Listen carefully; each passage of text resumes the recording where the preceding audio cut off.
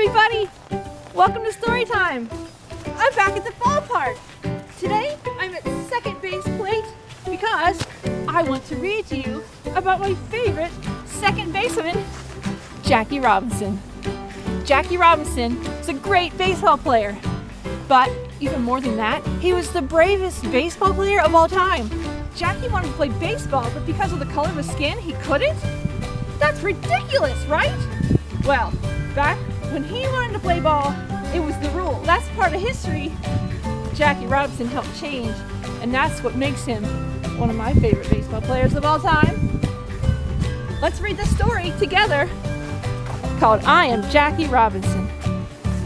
It's Ordinary People Change the World book by Brad Meltzer and illustrated by Christopher Eliopoulos, and it's a Scholastic book. I am Jackie Robinson. Look at him hitting that ball. Sometimes it's hard to be brave. My mother was brave, and she liked brave people. When I was born, the youngest of 5 kids, she even named me after someone brave. His middle name will be Roosevelt. Jack Roosevelt Robinson. Why Roosevelt? After President Teddy Roosevelt. He fought to make sure black people were treated the same as everyone else. That's a lot for little Jackie to live up to. You'll see, I'm not worried. There's tiny baby Jackie. But having a brave name doesn't make you a brave person. In fact, as a kid, I didn't like sleeping alone. I used to sleep in my mom's bed. Even when she tried to bribe me, I wouldn't leave. I'll give you $25 to go to sleep in your room. Not a chance. It's better here.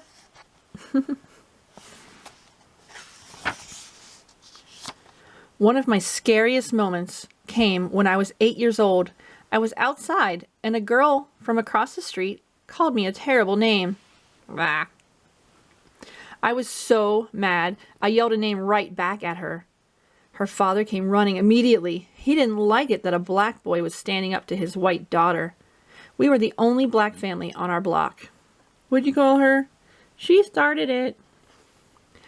I don't remember who threw the first rock, but the fight was on. Me versus her dad. Get him, Dad. I had a good arm, but no one wins in a rock fight. Eventually, the girl's mother came out and broke it up. Like I said, the world can be a scary place. But even as a kid, there was one thing that always made me happy. Sports! And winning at sports. Okay, that's 2 things. I love playing everything. Baseball, football, basketball, soccer, marbles, even dodgeball. All the kids would get in a circle. White, black, Hispanic, Asian, we all played together. The rules were simple. If a ball hit you, you were out.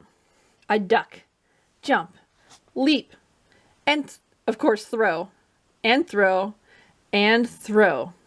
By the time I was done, I'd be the last one standing. Are they mad that I won? No. Fall down more. They won't notice. But the truth was, they weren't mad at me for winning. They appreciated the skill it took. Those childhood games were some of the only times I wasn't judged by the color of my skin. Hooray, Jackie! How's he do it? And what's the B on his hat stand for? You'll see. Still, that didn't make all of my problems go away.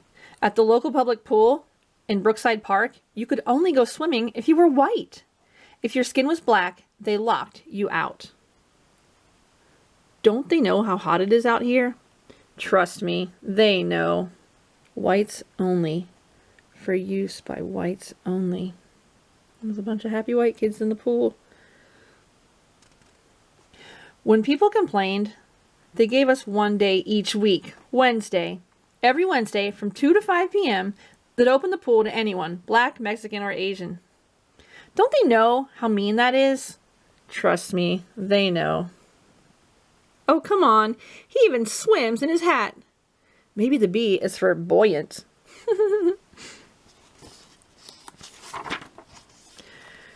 So, how do you win when you feel like you're fighting the entire world? My mother, who worked as a maid, showed me the answer. Back then, we were so poor, we sometimes ate only 2 meals a day. To help us out, every Saturday night, the local bakery would let us take their leftovers. And the milkman, back when milk was delivered to your house, would give us whatever extra he had. It's a feast. Look at all this food. It's not just for us. What do you mean? We weren't the only ones struggling for money. My mom took the extra food and shared it with all of our neighbors. That's how we got to be friends with everyone in the neighborhood. It was one of Mom's best lessons. When you do something good, it brings out the good in others. Plus, the more our neighbors got to know us, the more they realized just how much black and white people were alike. That's right, she even shared it with the angry guy who threw rocks at me. Would you like some extra bread? Wow, thanks. That's very kind of you. I'm Molly, Jackie's mom. Nice to meet you, Molly.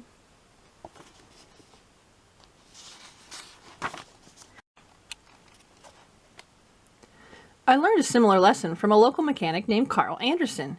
He saw the group of boys I used to hang out with. We called ourselves the Pepper Street Gang. We were a bunch of poor kids.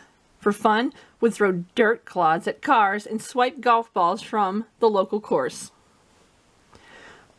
When he saw what we were doing, Mr. Anderson took me aside. He didn't lose his temper. Calm as could be, he told me, "Jackie, I know why you're following the crowd. You're afraid they'll think you're different, or chicken. But it doesn't take guts to follow the crowd. Courage comes from being willing to be different." What Mr. Anderson said that day, it got to me. With the help of my pastor, I stopped hanging out with the gang. From there, I threw myself even deeper into my favorite activity. Sports and winning at sports, especially baseball. As a teenager, I could run so fast, a local reporter noticed that in nearly every game, I stole second, third, and home at least once. That isn't stealing. It's grand larceny. Man, this guy can write. You were just on first base. How'd you get here so fast? Maybe B is for blast off. In college, I became the first UCLA student ever to letter in 4 sports in the same season: baseball, and football, and basketball, and track.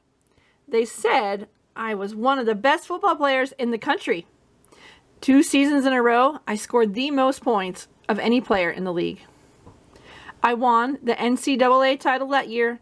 Only one American jumped farther than me. Wow, he's good at everything. But the same problems kept coming back. When the college newspaper wrote a nice article about me, one of my own white teammates purposely smashed into my leg, trying to injure me. He was mad that the article said something nice about a black person. Ah, my leg.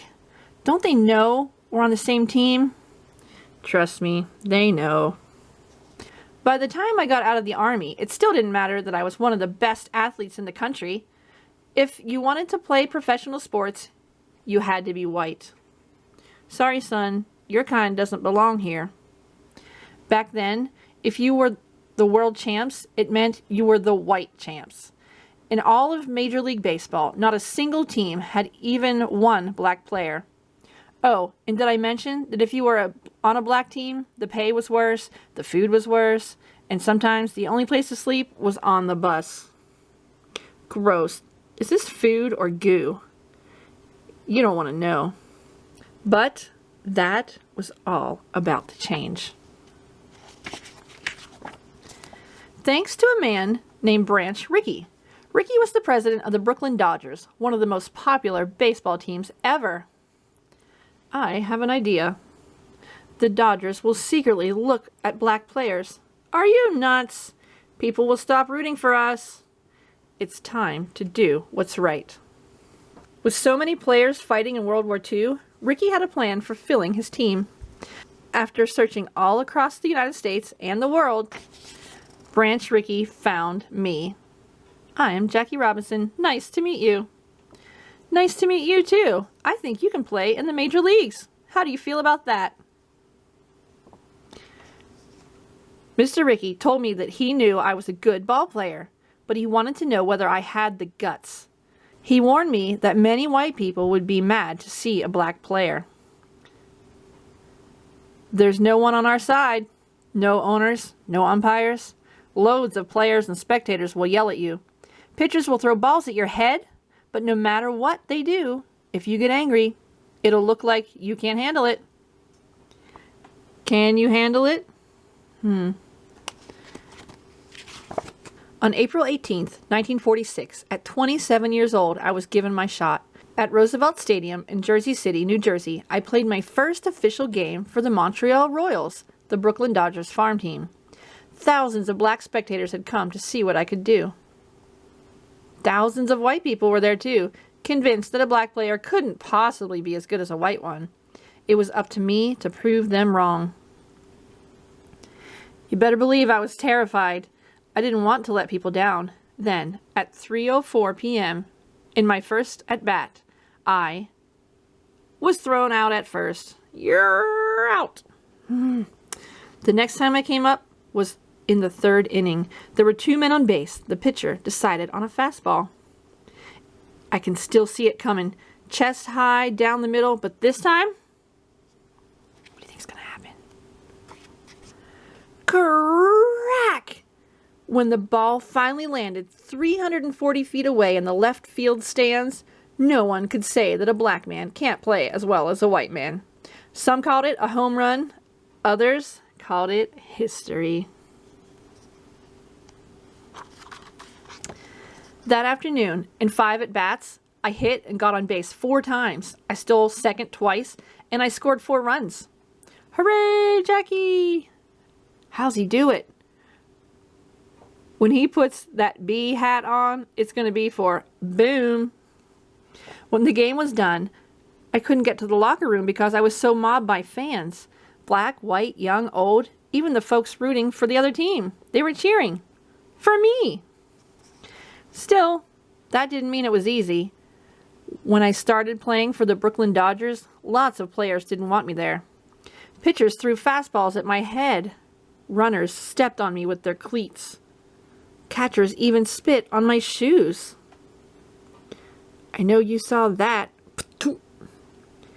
And they weren't just coming after me. They told me that if I kept playing, that'd hurt my son. Was I mad? Yes. Was I scared? Yes. But I never let it stop me. Game after game, I kept playing, knowing I wasn't just playing for myself. Crack! I told you the B is for boom. The B is for Brooklyn, genius. Each time, more and more people, black and white, were cheering. In the stands, fans wore "I'm for Jackie" buttons, and slowly, eventually, we were all playing together. Black, white, Asian, Hispanic. Baseball opened up to everyone. It was just like those childhood games of dodgeball. Through the simple game of baseball, the country saw a new possibility, a new option. All they needed was for someone to go first. You see his stats? Still home 19 times. Was National League MVP in 1949 when he led in hitting and steals. The Dodgers won 6 pennants in his 10 seasons. He was one of few people inducted into the Hall of Fame in the very first year he was eligible. They're all cheering for Jackie now, aren't they? In life, people tried to scare me. They wanted to stop me. They wanted to make me go away. Why? Because I was different. Each time I wanted to fight back.